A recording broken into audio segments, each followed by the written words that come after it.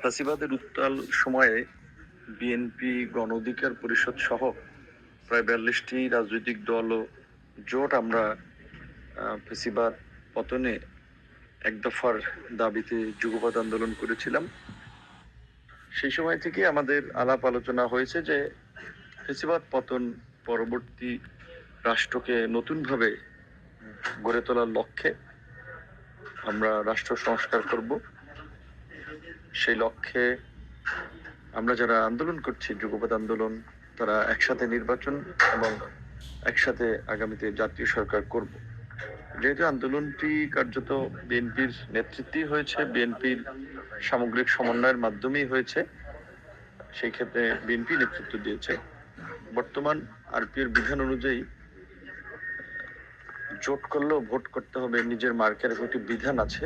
তো স্বাভাবিকভাবেই সব এলাকায় হয়তো সব মার্কা নিয়ে সবাই জয়লাভ করতে পারবে না, যে কারণে আমাদের যুগপৎ আন্দোলনের শরিকদের অনেকেই নির্বাচনে জেতার কৌশল হিসেবে তারা বিএনপির প্রাথমিক সদস্য পদ নিয়ে ধানের শীষে নির্বাচন করছে।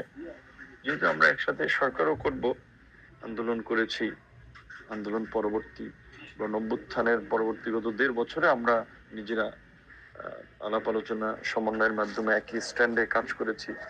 সেক্ষেত্রে আমরা আমাদের সাধারণ সম্পাদক রাশেদ খান ঝিনাইদহ 4 থেকে নির্বাচন করছে, সেখানে নির্বাচনে জয়লাভের কৌশলের জন্য আমরা তাকে দল থেকে এটা অনুমতি দিয়েছি, সে ধানের শীষে নির্বাচন করবে এবং সে গণ অধিকার পরিষদের পদ থেকে রিজাইন করবে এবং আমরা খুব শীঘ্রই একজনকে ভারপ্রাপ্ত দায়িত্ব দেব।